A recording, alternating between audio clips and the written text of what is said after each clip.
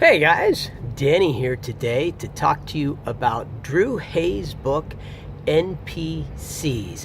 Now I'm waiting to get into a bay to deliver my load of milk, so we're going to see. I'm not in a quiet area. If there's too much background noise, then I will end up redoing this video later. I'll wait and see when it's done. Right there I've got another hostler taking a load past me. But the book, NPCs, is a book based on role-playing games. I've never played role-playing games. Played a ton of games, still play games, love games, dice games, board games, card games. Not a big video game person, never tried role-playing games. So one of my concerns was that they would use a lot of terminology that I would be unfamiliar with. Does not happen at all. This was a thoroughly enjoyable book.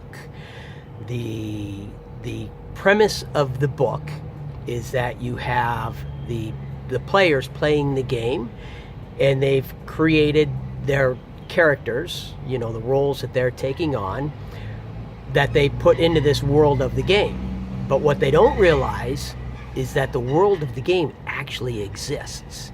And so these NPCs, which are non-player characters, in other words, they're characters created specifically for the game, are actually real.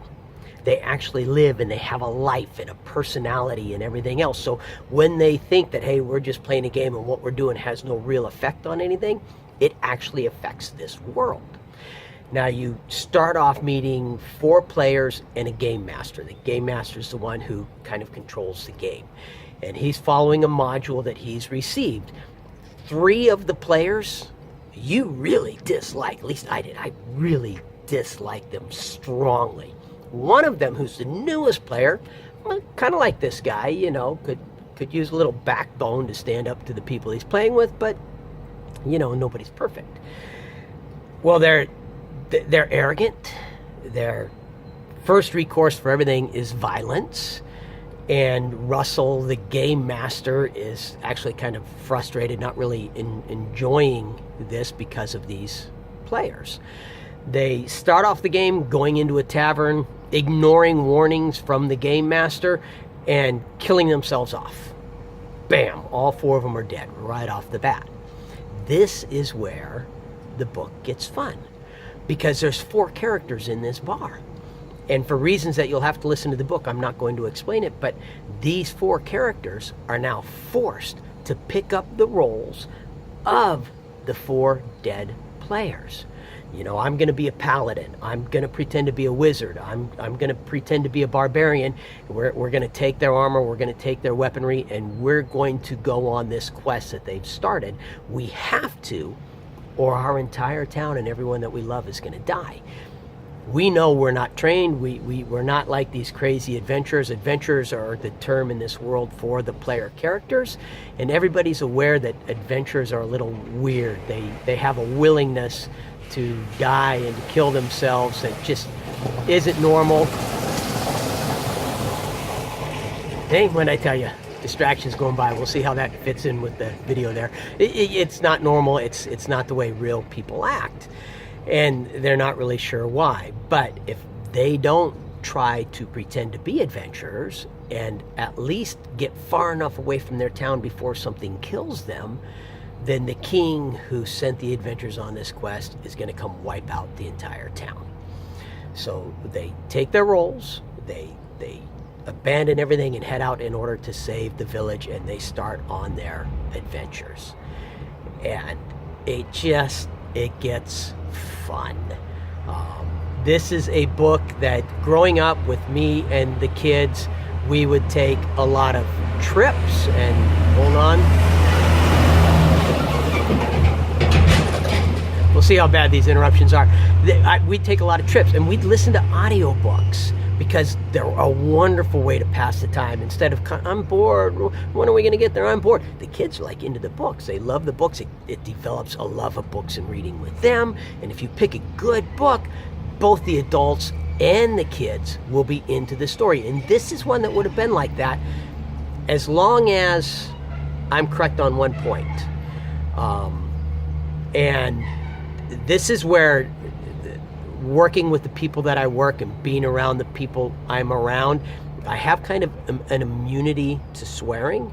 So as long as swearing is really super mild and occasional, there are times when I won't notice it. And there would be times when I'd pick a movie or a book and I'd be like, yeah, this is great, it's clean, it's all everything. We'd start into it, my wife would be going, honey, no, obviously you missed that.